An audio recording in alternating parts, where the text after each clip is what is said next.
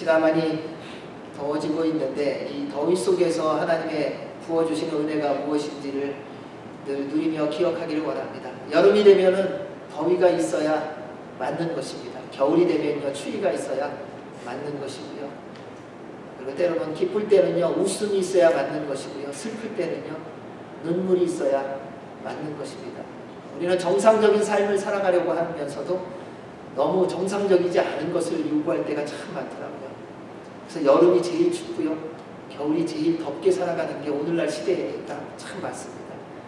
여름 되면 어딜 가든지 에어컨을 켜나가고요. 짧은 팔을 입을 수가 없습니다. 두툼한 옷을 입고 다녀야 되고요. 겨울이 되면요 잠바를 입을 틈이 없어요. 어딜 가든지 불을 펑펑 떼갖고 옷을 벗고 있어요. 하나님이 지어놓으신 질서를 우리가 편리함이라는 이름으로 참 많이 이렇게 하게 해놓은 게 많습니다. 그래서 여러분 여름에는 더위 먹지 않을 정도로는 약간은 좀 더우셔야 돼요. 그래야 건강합니다. 겨울에는요 감기 들리지 않을 정도로만 그 추위를 좀 느끼셔야 됩니다. 그래야 건강할 수 있습니다. 이것이 주님의 사랑으로서 우리가 살아가면서 주를 따라가는 여정 속에서 겪는 것입니다. 그래서 주님을 따라가면서는 때로는 고난도 있고요. 때로는 슬픔도 있고요. 그래서 그 슬픔 가운데서 주께서 주신 회복이 있을 때 기쁨이 무엇인지를 온전히 깨달아 알고요. 아픔을 경험해보고 나니까요. 회복이 무엇인지를 알고 감사하는 삶을 살아가는 것입니다. 그래서 여러분의 인생 가운데 해석되어지지 않는 일이 있을 때 꼭 한 가지를 기억하시기 바랍니다. 이 여정 가운데 주님이 여전히 동일하게 함께 하신다는 사실이에요. 그리고 지나고 나면 하나님께서 왜 그 길을 걷게 하셨고 왜 그 과정을 경험케 하셨는지를 해석해 주시는 때가 옵니다. 그때까지는 좀 힘들고 어려울지 모르지만 또 주님 꼭 붙잡고 그분만 바라보셔야 됩니다. 그러지 않으면 낙심하기 쉽고요. 절망하기가 쉽습니다. 사단이 우리를 사용하는 가장 큰 도구 가운데 하나가 뭐냐면요. 이 낙심과 절망입니다. 낭망하게 만듭니다. 그래서 엉뚱한 데로 가게 해요. 그리고 주님으로부터 멀어지게 만든다는 것입니다. 이 속임수에 속지 마시기를 주의 이름으로 축원합니다. 그리고 날마다 주만 바라보는 우리 모두가 되기를 원합니다. 하나님은요 여러분 한 분 한 분을 가장 독특하게 그리고 유일한 존재로 지어주셨습니다. 이 사실을 알고 믿으시죠? 독특하기는 한데 진짜 독특하죠. 하나님이 너무 독특하게 만들어주셔서 어떨 때는 헷갈려요. 그 정도로 독특하게 만들어달라고 우리는 요청한 적 없는데 하나님이 알아서 독특하게 만들어주셔서 이렇게 독특하지 않아도 되는데 근데 그건 우리의 선택이 아니라 하나님이 그렇게 결정하시고 만들어주셨습니다. 그리고 한 분 한 분에게 각자에게 맞는 사명을 허락해 주셨다는 것입니다. 그런데 그 모든 사명은 한 가지의 목적으로 한 가지의 목표로 집중되어 있습니다. 그게 뭐냐면요. 예수 그리스도의 증인의 삶을 살아가는 겁니다. 이 땅에 사는 우리의 모든 인생은 예수 그리스도가 어떤 분이신지를 드러내는 삶으로 귀착될 수 있습니다.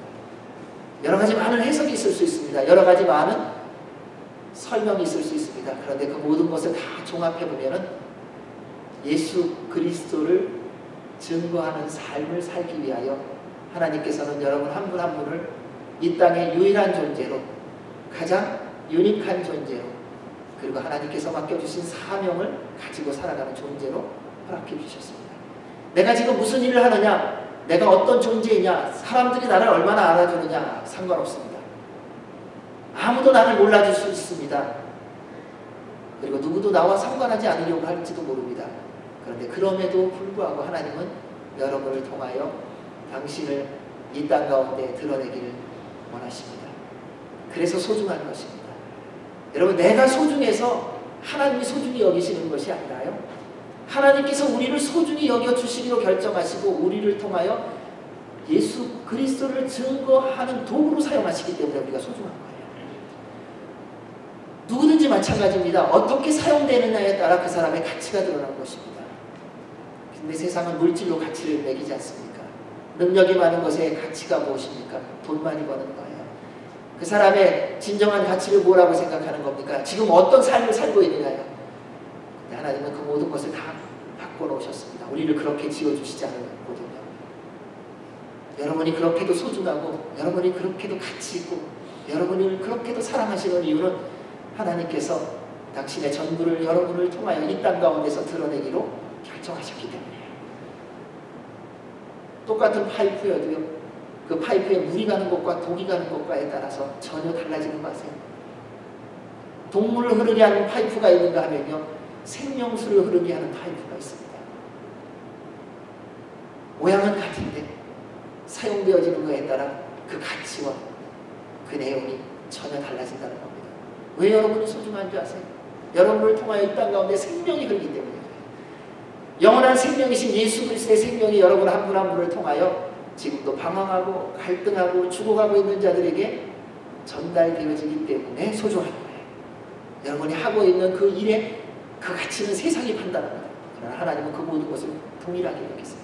그래서 지금 청소를 하는 사람이든 혹은 어떤 기업의 대기업의 사장으로 살아가는 사람이든 하나님이 보실 때는 무게가 같더라는 거예요. 그래서 동일하게 소중하게 여겨주십니다. 그래서 이 모든 것을 이루시면서 하나님께서 행하시고자 하는 게 있습니다. 우리가 지난주에 보았던 에베소서 4장 12절 말씀인데 한번 같이 읽어보도록 하겠습니다. 시작.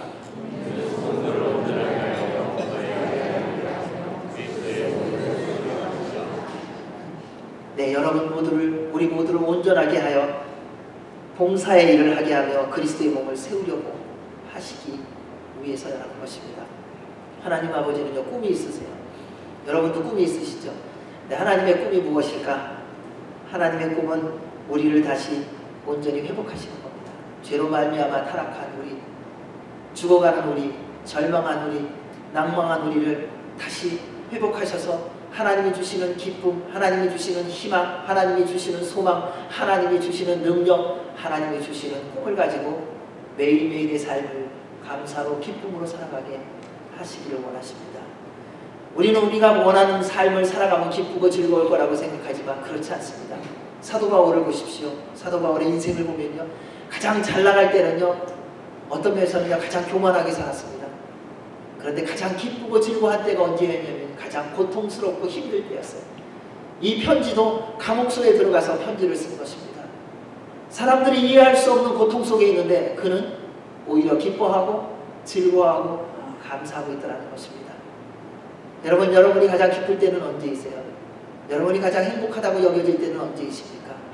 그 행복을 진짜 누리기를 원하시고 그 기쁨을 정말 누리기를 원하신다면 예수 그리스도의 복음의 증인이 되시기를 바랍니다.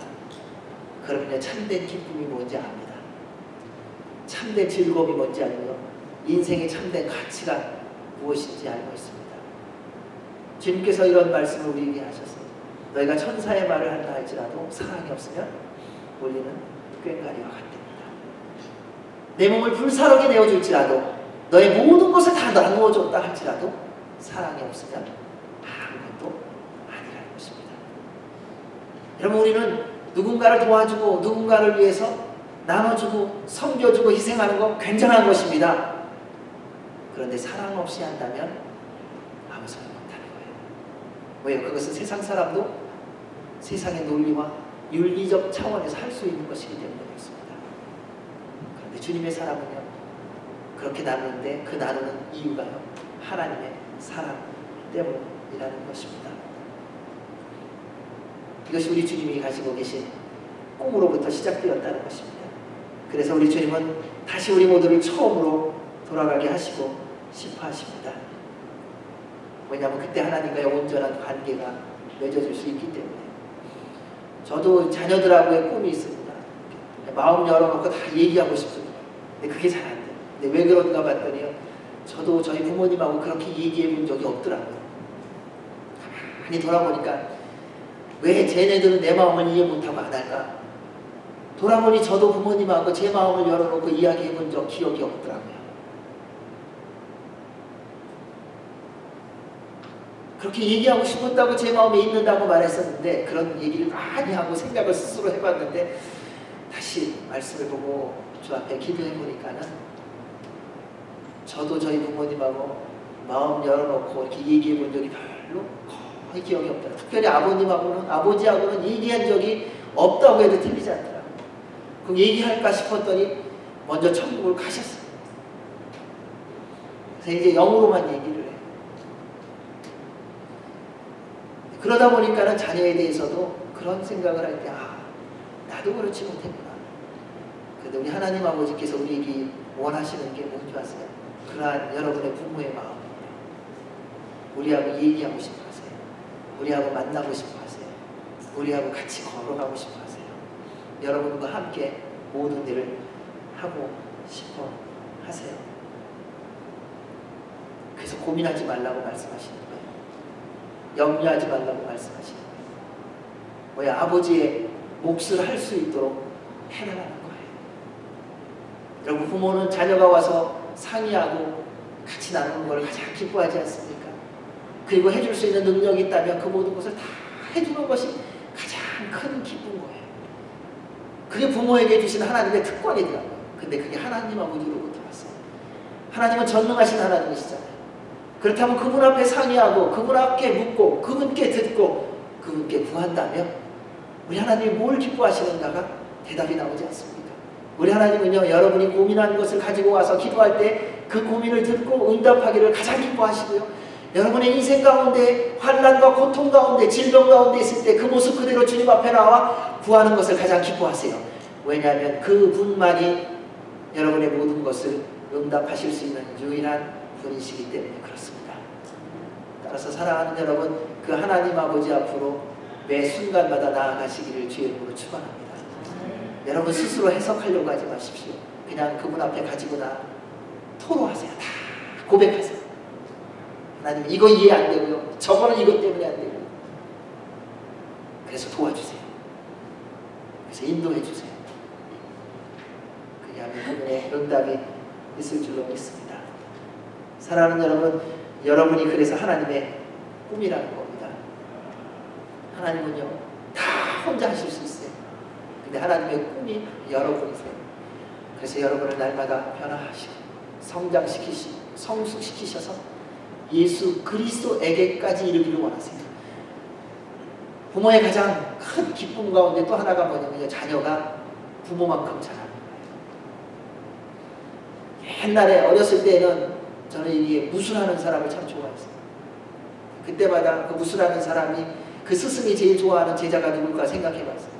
봤더니요, 옛날에 영화를 이렇게 다 보면은 이렇게 무술을 다 가르치고 난 다음에 그 스승이 하는 말이 딱 한 가지가 있습니다. 이제 됐다. 산을 내려가라.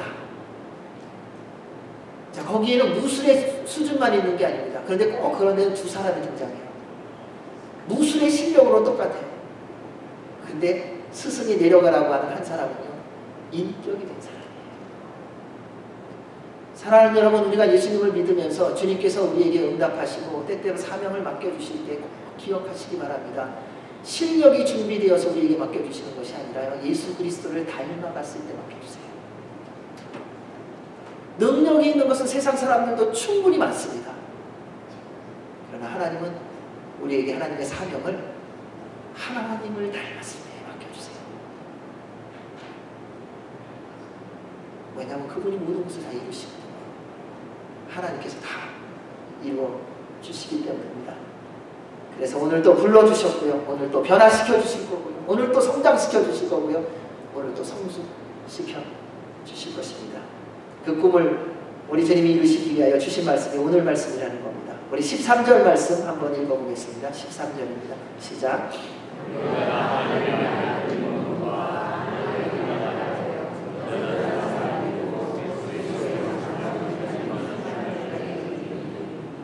아멘. 하나님의 꿈을 이루기에 그리스도의 장성한 분량이 충만한 날까지 이루기 위해 두 가지를 기억해야 합니다. 첫째, 하나님의 아들을 믿는 것에 하나가 되어야 합니다. 우리의 믿음의 대상은 우리 구주 예수 그리스도밖에 없습니다. 우리 에베소서 4장 4절에서 6절 말씀을 한번 읽겠습니다. 시작. 몸이 하나요 성령도 한 분이시니 이와 같이 너희가 부르심의 한 소망 안에서 부르심을 받았느니라. 주도 한 분이시요 믿음도 하나요 세례도 하나요 하나님도 한 분이시니 곧 만유의 아버지시라. 만유에 계시고 만유를 통일하시고 만유 가운데 계시도다. 아멘. 하나님은요 우리에게 믿을 대상을 한 분으로만 허락해 주셨는데 바로 하나님 당신 한 분이세요. 우리 구주 예수 그리스도 한 분이세요. 여러분 인생 살아가면서 믿을 만한 거 아무것도 없습니다. 오직 예수 그리스도밖에 없습니다. 근데 세상이 우리의 마음을 흔들면서 믿을 만한 것을 만듭니다. 요즘에 믿을 만한 것으로 가장 우뚝 세워진 게 뭔지 아시죠? 돈이에요. 간단해요. 사람이 돈 없으면 살 길이 없어요. 버스를 탈래도 돈이 필요하고요. 차를 운행하려고 기름을 넣으려도 돈이 필요하고요. 병원을 가서 고침을 받으려니 돈을 내야 되고요. 밥을 먹으려도 돈이 필요하고요. 인간관계도 좀 괜찮게 하려고 하니까요. 돈이 필요하고요. 우리가 살아가는 현실을 한번 딱 돌아보십시오. 돈의 미력이 얼마나 큰지.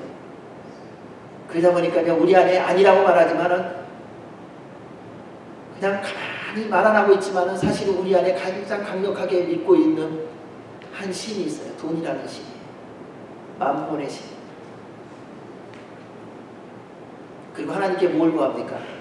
돈을 구해요. 하나님, 나의 인생 가운데 필요한 이거 채워주십시오. 그리고 하나님을 슬그머니 잊어버리기가 쉽다는 것입니다. 그래서 우리 하나님은 처음부터 우리에게 믿을 대상은 예수 그리스도밖에 없다고 아주 분명하게 말씀해주고 계십니다. 우리의 모든 죄와 허물을 대신 짊어지시고 십자가에 달려 죽으시고 부활하신 하나님의 아들 예수 그리스도, 그분만 믿어야 됩니다. 근데 예수님을 정말 믿으면 어떤 일이 생기는 줄 아세요? 믿음의 사람들이 하나 되어갑니다.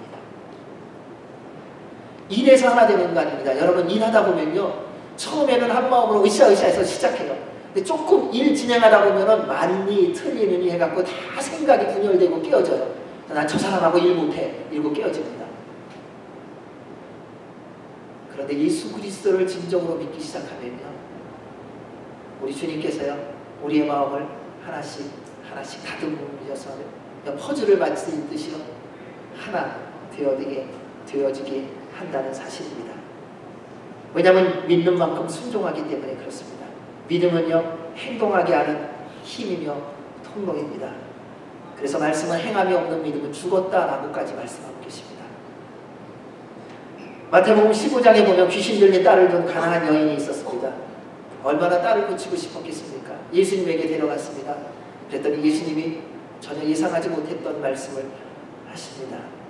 자녀의 떡을 취하여 이방인은 개와 같은 이방인에게 던져줄 수 없다. 얼마나 모독되는 말인지 모릅니다. 세상에 예수님께서 어떻게 이런 말을 하실 수 있는가? 나를 무시해도 내가 내 딸 치유 안 받으면 안 받았지 자존심 상해서 못하겠다. 그 정도의 지경까지 갈 수 있는 겁니다. 그런데요 사랑이라는 게 얼마나 놀라운지 아십니까? 자신의 모든 자존심, 수많은 사람들 앞에서 무시받았던 모든 무시당한 억울함 다 이기게 하더라고요. 또 이 여인이 주님 앞에 나가 이렇게 얘기합니다. 네 주님 맞습니다. 저는 개와 같은 여인입니다. 그런데 그 개도 주인의 상에서 떨어지는 부스러기를 먹습니다. 이게 믿음이에요. 여러분 진짜 믿음은요 그 상대방이 나에게 무엇을 얘기하느냐에 따라 마음이 상하지 않더라고요. 그 말이 다 받아들여져. 그리고 그 말대로 순종하게 되었습니다. 우리가 예수 그리스도를 믿는다는 증거가 어디 있느냐? 주님이 하시는 모든 말씀에 순종할 때 내가 예수를 믿는 것을 스스로 확인할 수 있습니다.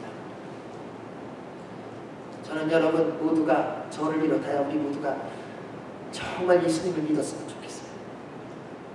예수님 믿는 척 말고요. 진짜 예수님을 믿었으면 좋겠어요. 그럼 우리가 살아봐야 몇 년을 살아가겠습니까? 100년이요? 200년이요? 300년이요? 900년이요? 근데 결국 죽어요. 우리 하나님은 그래서 우리에게 영원한 생명을 주시려고 하시는 거예요. 그래서 예수님을 믿으라고 하시는 거예요. 당신을 믿으라고 하는 이유는 딱 한 가지예요. 우리에게 생명을 주시라는 거예요. 그리고 생명을 주신다면 살아갈 수 있도록 해주신다는 사실입니다. 오늘날 수많은 가정과 교회들이 깨어지고 분열되는 이유가 무엇입니까? 처음에는 예수님을 믿는 것으로 시작했지만 시간이 지나면서 예수님을 믿는 척으로 가기 때문에 그렇지 않습니까? 처음에는 정말 주님 앞에 겸손함으로 나왔어요. 근데 시간이 가면서 내가 만든 예수, 내가 믿는 예수, 각자의 예수를 만들어가며 세상으로 달려가기 때문에 그렇습니다. 이렇게 된 배후에는 사단의 전략이 시대의 흐름에 따라 놀랍게 변화하고 교활해지고 강력해지기 때문에 그렇습니다. 사단은요, 예수님 믿지 말라고 말하지 않습니다. 예수님만 믿지 말라고 말합니다. 예수님만 믿으면 피곤하다 그래요. 예수님 믿는 사람 보라고. 그 사람 고지식 해갖고 얘기가 안 되지 않냐고.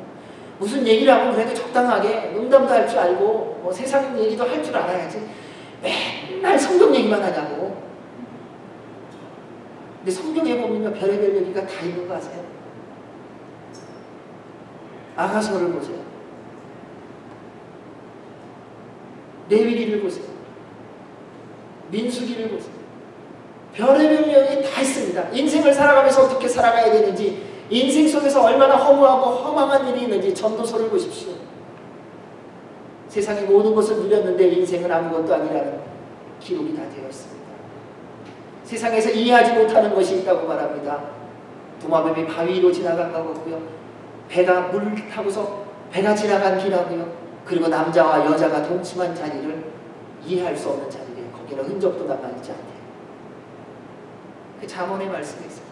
그럼 말씀해 보면요, 우리가 인생을 살아가는 모든, 지금 우리가 이해할 수 없다, 우리가 알지 못하겠다, 세상에 어떤 일이, 그런 일이 있을 수 있느냐라는 모든 것이 다 있습니다. 또 무슨 말씀을 드리는지 아십니까? 세상에 이해할 수 없는 일이 있는데 그렇게 악하게 자기 마음대로 살면서 끝까지 병도 안 걸리고 건강하게 살다가 죽는 사람이 있는가 하면, 그렇게 선하게 살고 말씀대로 살아가는데 사는 동안에 고난과 고통과 지나다가 병 중에 죽는 사람도 있다. 이런 내용이 성경 말씀이 있어요. 그게 우리가 살아가는 삶 중에서 일어나는 일이라는 것입니다.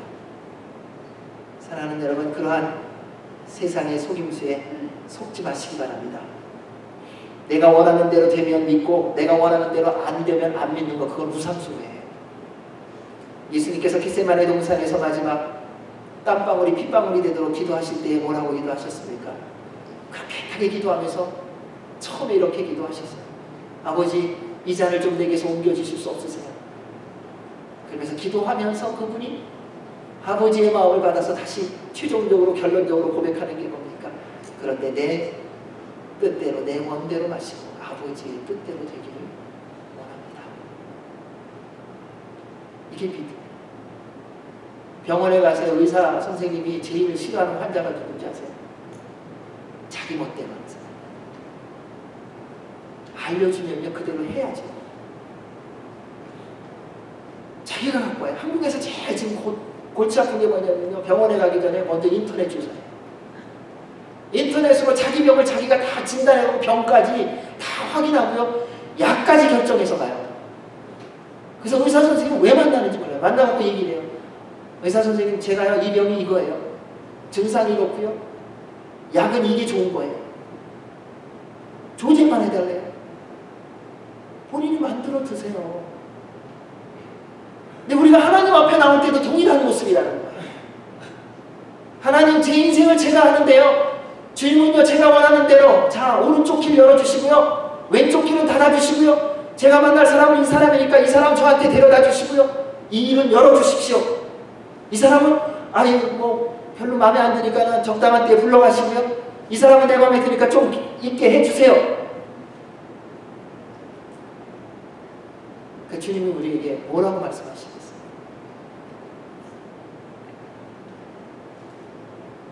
사랑하는 여러분, 말씀은요, 하나님의 아들을 믿으면 고난도 없고 환난도 없을 것이라고 말하지 않습니다. 오히려 예수님만을 믿으면 우리가 걸어가야 되는 길은 십자가의 길이에요. 주님만을 의지하며 살아가는 것은 이 세상에서 구별된 길이기 때문에 고난의 길이 많대요. 사람들이 해석하지 못하고 이해할 수 없는 길을 걸어가는 여정이 많다고 말합니다. 그런데 그때 하나님의 영광이 있고 하나님의 능력이 있고 그 길이 생명의 길이고 영화의 길이라는 것입니다. 그래서 사도 바울이 로마서 8장 17절 18절에서 이렇게 고백합니다. 같이 한번 읽도록 하겠습니다. 시작.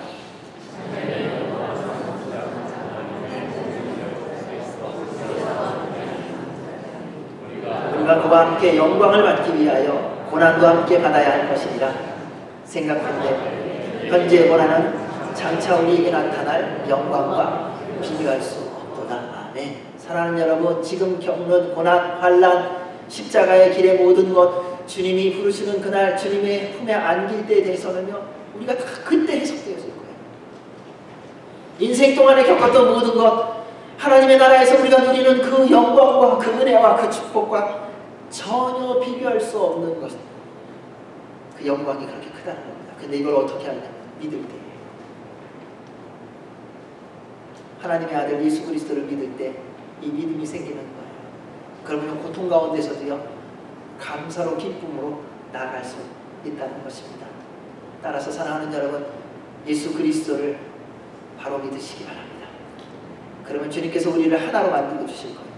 그럼 부부관계가 더 가까워지는 비결 여기 있습니다. 예수님 잘 믿으세요.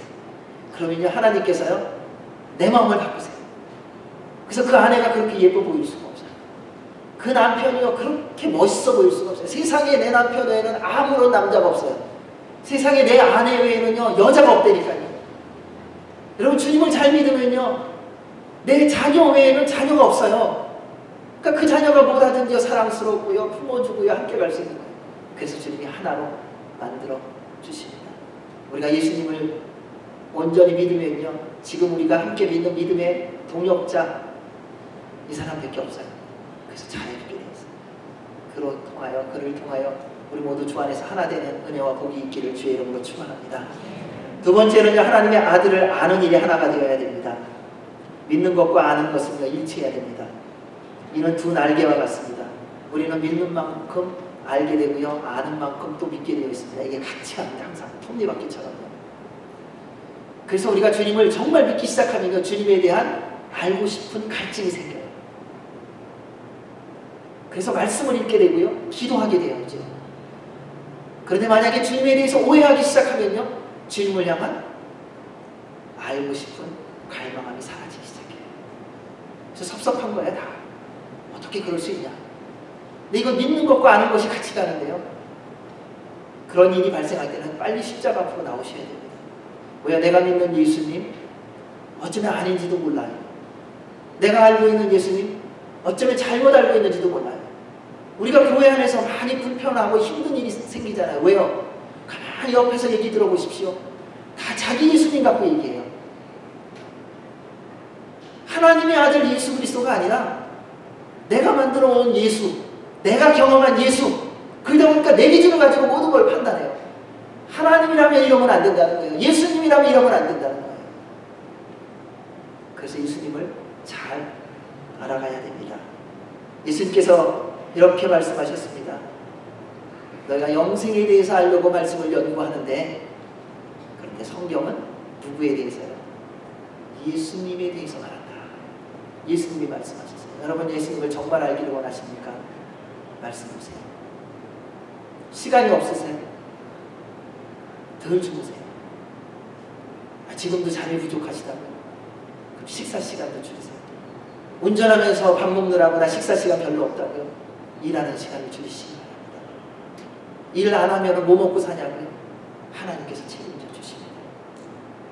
사랑하는 여러분, 몸에 무리가 되지 않게 일하시기 바랍니다. 하나님은요, 우리로 무리하게 일하게 하시지 않았습니다.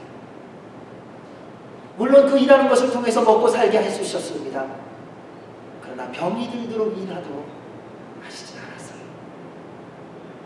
주님을 찾는 것보다도 우선되게 일하게 하시지는 않으셨어요. 가장 우선은요, 우리 그저 예수 그리스도를 아는 거예요. 여러분, 예수님 모르면 아무것도 소용없어요. 세상의 부귀와 명예와 권력과 건강을 다 가졌다 한들 왜 그렇게 허망하고 방황하고 갈등하는 줄 아십니까? 우리의 영혼을 충만케 하시고 우리의 영혼을 만족케 하신 분은 예수 그리스도밖에 없기 때문에 그렇습니다. 여러분은 영적인 존재예요. 왜 그렇게 마음대로 살아도 왜 그렇게 마음이 허탈한지를 아셔야 돼요. 주님 모르면요 결국은 허망할 수밖에 없습니다. 예수님을 알면 알수록 더 그분을 사랑하고 믿고 말씀대로 살아가게 되어 있습니다. 그때 우리 주님께서 성장시켜 주시고요, 변화시켜 주시고요, 성숙시켜 주십니다. 지금도 수많은 선교사들이 선교의 현장에서 생명을 내어놓고 복음을 증거하는 이유가 무엇입니까? 예수님을 믿고 알아가고 있기 때문에 그렇습니다. 선교의 현장에 가면 가장 큰 복이 뭐냐면요, 예수님을 알아가는 거예요. 복음의 능력을 증거하면 증거할수록 예수님을 더 알아가게 하시는 복이 있습니다. 그러므로 사랑하는 여러분, 주님 안에서 주님을 더 알아가셔야 됩니다. 말씀 읽으시기 바랍니다. 우리 올해가 지나가기 전에 성경 통독 한 번씩 다 하기로 하셨습니다. 다 잘 읽고 계시죠? 아멘. 그리고 또 한 가지가 더 있습니다. 믿음의 공동체 식구들과의 만남을 잘 가지시기 바랍니다. 왜냐하면 여러분 한 분 한 분 안에 예수 그리스도가 살아 계시기 때문에 그렇습니다. 그래서 우리가 믿음의 동역자로서 늘 주님을 더 알아가기를 주의 이름으로 축원합니다. 14절 말씀을 같이 읽겠습니다. 14절 시작.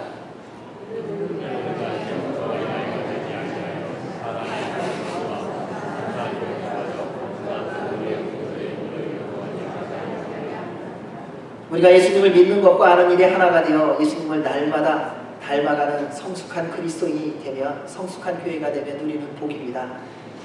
영적으로 성숙한 교회, 영적으로 성숙한 성인이 됩니다. 아이의 특징은 미성숙합니다. 순진하기는 합니다. 그런데 무지해요. 감정적이고요, 즉흥적이고 이기적입니다. 근데 아이는 이기적인 것조차 생각하지 못합니다. 다 자기가 원하는 대로 안 해주면요 즉시로 소리를 지르는 게 아이입니다. 그게 아이의 특징입니다. 마음대로 안 되면 화내고 짜증내고 떼쓰고.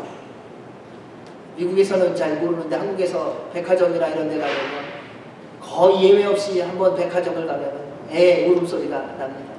애 울음소리가 나는데 그냥 멀쩡하게 서서 나는 게 아니라 누워서 나요. 이렇게 누워있어요. 그리고 불러요. 근데 아이들이 얼마나 이렇게 지혜로운지요. 엄마가 금방 사준 새 옷을 입고 불러요. 엄마의 마음을 어떻게 해야 더 혼란스럽게 만들지를 잘 알아요. 금방 옷 사입고 새 옷 입고 가면서요. 나 저거 과자 먹고 싶은데 안 사줘. 너 몸에 안 좋아. 집에 가서 줄게. 으아! 하면은 그 즉시로 모든 사람이 있는데 앞에서 부릅니다. 근데 그 경험을 해보면 그 다음에 뭘 하냐면요. 어디서 울어야 될지를 배워요. 집에서는 안 옵니다. 왜요? 집에서 울으면 곧바로 체벌이 오거든요. 근데 다른 사람들 앞에서 울면은요. 화는 내는데 어떻게 못하거든요. 너 이리 와. 너 집에 가서 두고 보자. 그 집에 가는 사이에 그 마음을 다 녹여버리거든요. 그러니까 집에 가서 또 멀쩡해. 근데 그게 어린아이의 모습이라는 것입니다. 오늘날 하나님의 교회에서 이런 어린아이와 같은 모습을 종종 볼 때가 있습니다. 신앙의 연수는 어른인데요. 신앙의 수준은 어린아이와 같아요. 평생을 교회를 다니고 예수님을 믿는다고 했는데 삶의 태도나 언어의 태도를 보면 어린아이와 같다는 것입니다. 사소한 일에 마음 상하고 힘들어하고요. 조금만 불편하면요. 그 불편에 대해서 정직이라는 이유로 다 얘기해요. 나는 뒤끝이 없어. 그러면서 다 얘기하지 마세요. 나는 정직한 사람이야. 예, 정직한 건 좋아요. 근데 그 정직함 때문에 다른 사람을 마음에 아프게 하는 것은 그건 정직한 게 아니에요. 내 스트레스를 푸는 거죠. 그건 또 다른 거짓말일 뿐이에요. 여러분, 정직한 건 뭐냐? 하나님이 기뻐하시지 않는 건 안 하는 것이고 하나님이 기뻐하는 것을 하는 것, 그게 정직한 거예요. 나는 마음에 품어두지 않아. 내가 안 품어두는데 다른 사람은 품어둬요. 그건 정직이에요. 하나님이 기뻐하는 것을 행해 가셔야 합니다. 우리는 오랜 시간 교회를 다니고 많은 일을 했는지 모르지만 영적으로 어린아이의 수준에 있다면요. 교회는 여전히 깨어지고 분열되고 갈라질 수밖에 없을 것입니다. 그러나 주님의 말씀대로 순종하며 살아간다면 하나님께서 하나 되게 하실 것입니다. 평상시는 잘 몰라요. 풍랑이 와보면 압니다. 사랑하는 여러분, 우리 지금은 멀쩡하지만 풍랑이 한번 치면 그때 내가 누군지 알게 될 것입니다. 그래서 저희는 부부끼리 한번 약속한 게 있습니다. 가장 화날 때 녹음에다가, 가장 화가 났을 때요, 몰래 녹음을 해보시는 거예요. 그때 하는 그 말이 내 속안에 있는 거예요. 우리 주님이 말씀하시지 않으셨습니까? 우리가 하는 모든 말, 어떤 상황에서든지 하는 모든 말은요, 내 안에 있는 거예요. 내 안에 있지 않는 건요, 말하지 않습니다. 좋을 때 하는 말도 내 안에 있었던 거고요, 화가 났을 때 하는 말도 내 안에 있었던 거예요. 그래서 늘 주님 앞에 나오셔야 합니다. 영적 아이로 머무는 이유를 보면 예전에 만났던 예수님의 수준에 머물러 있기 때문에 그렇습니다. 과거에 머물러 있는 겁니다. 제일 무서운 사람이 누구냐면요, 남산 딱 한 번 올라가 본 사람이에요. 남산 딱 한 번 올라가보고 그 다음에 남산을 매일 아침마다 저깅하면서 올라가는 사람에게 남산에 대해서 설명을 해줘요. 남산이 얼마나 멋진 곳인지 아냐, 얼마나 잘 설명해 주는지요. 그런 게 있었냐고. 매일 가는 사람이 그걸 모르는 거예요. 그런 게 있었냐고. 여러분, 미국에 한 번 다녀가 본 사람이 미국에 대해서 제일 잘 설명하는 거 아시죠? 미국에서 40년, 50년을 살았던 사람한테요, 한국에 가보면요, 당신 미국 가봤냐 그래요. 미국에서 왔는데 얘기는 못하고, 아니, 그러면 그다음부터 미국을 설명해 주세요. 미국의 공항에 가니까는 길이 얼마나 넓은지, 차는 어떤지. 그게 사람이에요. 근데 그게 영적 어리석은 사람의 모습이라는 것입니다. 사랑하는 여러분, 영적으로 성숙된 사람이 되었다는 증거는 날마다 예수님을 믿고 알아가며 말씀의 순종함을 통하여 예수님을 닮아가는 것입니다. 영적으로 성숙한 사람은 점점 더 예수님처럼 생각하고 말하고 보고 듣고 행동합니다. 그래서 영적으로 성숙한 사람이 누리는 복이, 교회가 누리는 복이 사람의 속임수와 간사한 유혹에 빠지지 않고 세상의 풍조에 흔들리지 않는다는 것입니다. 별로 세상에 관심이 없습니다. 육신의 정욕, 이생의 자랑, 안목의 정욕에 상관없는 삶을 살아갑니다. 세상 사람이 나를 향하여 뭐라고 말하느냐에 관심을 두지 않습니다. 우리의 관심은 오직 하나밖에 없습니다. 살아계신 하나님께서 나에게 뭐라고 말씀하시느냐예요. 여러분, 가정의 가장 큰 기쁨을 유지하는 길이 뭔지 아세요? 내 남편이 나에게 뭐라고 말하느냐에 관심을 두셔요. 여러분, 내 아내가 나한테 뭐라고 말하느냐에 관심을 두세요. 여러분, 부모님이 여러분에게 뭐라고 말씀하느냐에 관심을 두었듯이 자녀가 나에게 뭐라고 말하느냐에 관심을 두십시오. 그러면 변화가 있을 거예요. 성장이 있을 거예요. 놀라운 일이 있을 줄로 믿습니다. 그때 영적으로 성숙한 사람은 세상이 감당할 수 없는 거룩하고 겸손하고 성실하고 영향력 있는 삶을 살아가게 될 것입니다. 저는 여러분 모두가 이러한 영적 성숙함이 있기를 주의 이름으로 축원합니다. 그러면요, 여러분 때문에 주님께로 돌아오는 놀라운 일들이 일어날 것입니다. 왜 이리 방황하는 사람이 많은지 아시지 않습니까? 여러분도 다 방황해 보셨잖아요. 왜 방황하셨어요?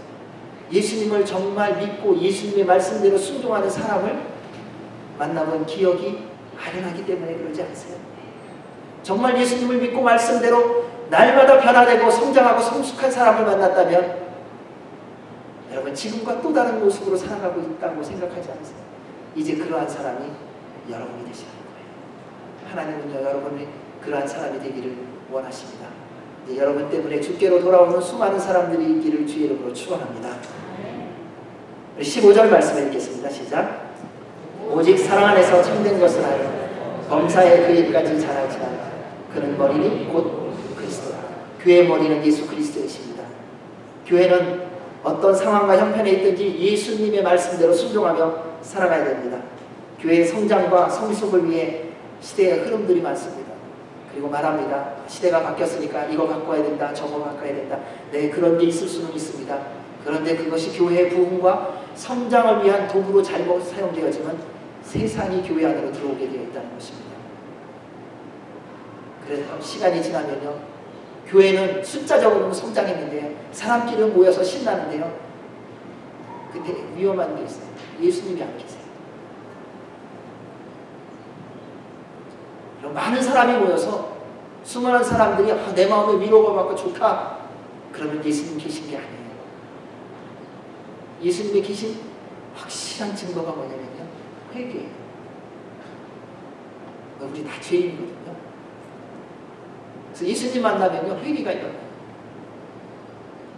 그 회개를 통하여 거룩함이 회복되고요. 그 회개를 통하여 우리 안에 있는 상함이 회복되고요. 그 회개를 통하여 우리 안에 있는 질병이 회복되고요. 그 회개를 통하여 우리의 삶이 회복되어지는 거예요. 그것이 예수님이 있는 교회의 모습이다. 저는 우리 교회가 그런 교회가 되기를 원합니다. 그때 주님의 놀라운 역사를 경험하게 될 것입니다. 부모의 마음은 자식이 자기까지 자라나는 것입니다. 우리 하나님의 마음은요, 우리가 하나님에게까지 이르기를 원하세요. 주님을 물들어가기를 원하고요, 주님을 닮아가기를 원하세요. 우리가 예수님에게까지 자라기 위해서 사랑 안에서 참된 것을 해야 하는데, 이 표현을 살펴보니까 참된 것을 하여라는 말이 진리를 말하다는 것입니다. 근데 진리를 말함에 있어서 사랑 안에서 말해야 된다는 거예요. 좀 전에도 말씀드린 것처럼 고린도서 13장 말씀처럼요, 사랑이 없는 섬김, 사랑이 없는 희생, 아무것도 아니라는 것입니다. 얼마나 수많은 진리의 말씀이 선포되는지 모릅니다. 그런데 왜 여전히 우리가 이렇게 살고 있는가? 하나님의 사랑 안에서 이루어지는 것이 아니라 그냥 좋은 말만 전달되어지기 때문에 그렇습니다. 사랑하는 여러분, 하나님의 교회인 우리가 오직 사랑 안에서 진리를 전함으로 예수님에게까지 자라기 위해서 우리가 꼭 기억해야 되는 또 하나의 단어가 있습니다. 범사에라는 것입니다. 모든 상황 속에서 그래야 됩니다. 좋을 때에는 말씀대로 순종하는 거 우리 다 합니다. 그런데 주님의 말씀대로 순종하며 살아가는 것은요, 가장 고통스럽고 내 인생이 이해되지 않을 때 순종해야 진짜라는 것입니다. 그게 진짜입니다. 목사에게 가장 큰 갈등이 하나가 뭐냐면요, 오랫동안 기도하고 오랫동안 섬기며 나가는데 변화가 없을 때예요. 근데 그때 더 주의 말씀대로 순종해야 될 때라는 거예요. 눈에 보이는 것이 보여지지 않을 때 사랑하는 여러분, 더 주의 말씀에 순종하는 법을 배우시기 바랍니다. 그때가 진짜 순종할 때예요. 그때가 믿음을 스스로 확인할 때예요. 우리의 관계가 정말 하나 되는 때가 언제인지 아세요? 상대방이 나를 힘들게 할 때예요. 나를 하나도 이해 못하고 세상에 내가 그렇게 잘 섬기고 도와줬는데 어떻게 나한테 이렇게 할 수 있어? 하는 그때에 그 사람을 받아주는 거예요. 그때 그 사람을 사랑하는 거예요. 그것이 범사의 주님에게까지 자라나는 것입니다. 하나님은 우리 모두가 그렇게 자라기를 원하십니다. 우리 하나님의 꿈이 여기에 있습니다. 예수님에게까지 자라는 거예요. 모든 상황이 됐을 때 여러분의 삶을 통하여 예수 그리스도만 증거되어지는 것, 그것을 우리 주님이 가지고 계신 꿈입니다. 우리 하나님 확실하게 명령하셨습니다. 범사에 그에게까지 자랄지니라. 명령하시는 이유는 간단합니다. 하나님이 책임지시겠다는 거예요. 사랑하는 여러분, 주님이 책임지는 삶을 사십시오. 자꾸 노력하고 애쓰는 거 필요합니다. 그런데 하나님이 책임지게 사십시오. 하나님이 행하시도록. 왜냐하면 그분은 말씀하신 대로 이루시는 분이세요. 민수기 23장 19절 말씀 한번 읽겠습니다. 시작.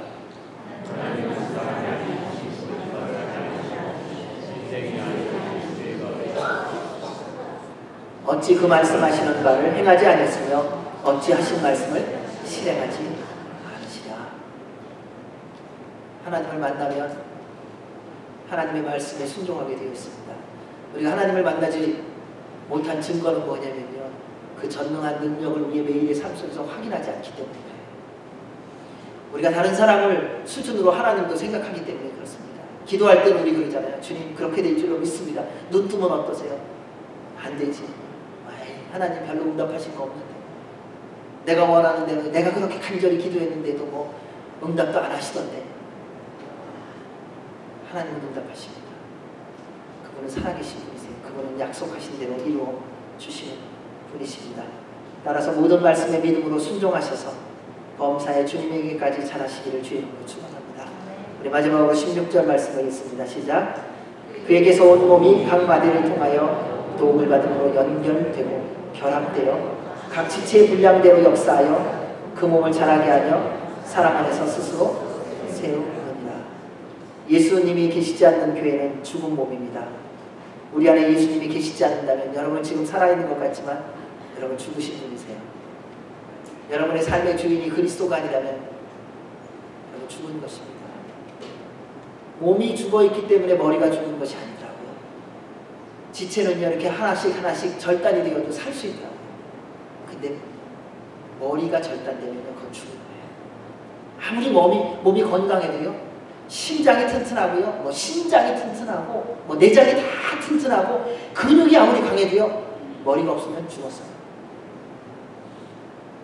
근데 근육이 없어지고 숨 쉬는 것이 힘들고 그리고 어쩌면 투석을 하고 있는지는 몰라도 내 머리가 온전하면 살아있어요. 우리 교회가 보기에 연약해 보이고 부족해 보이는 거 많을지 모르지만 그러나 우리 안에 예수 그리스도께서 주인이시고 성령 하나님께서 충만히 임하시다면 주님의 몸된 교회는 살아있는 것입니다. 그러나 아무리 모든 것이 풍성하고 풍부하고 세상 사람들이 부러워할 만한 삶을 살고 그런 많은 사역을 한다 할지라도 예수 그리스도가 계시지 않는다면 그것은 죽은 것입니다. 사랑하는 여러분, 여러분의 인생에 예수 그리스도가 머리 되게 하시기 바랍니다. 그분까지 잘하십시오. 그분의 말씀대로 순종하십시오. 지금의 삶의 형편과 상황이 어떠하든지 주님께서 많이 여러분의 인생을 책임져 주실 수 있으십니다. 그분만 사랑하며 그 말씀대로 순종함으로 하나님의 약속하신 하늘과 땅의 모든 은혜와 복을 누리며 살아가는 남은 인생이 되시기를 주의 이름으로 축원합니다. 아멘.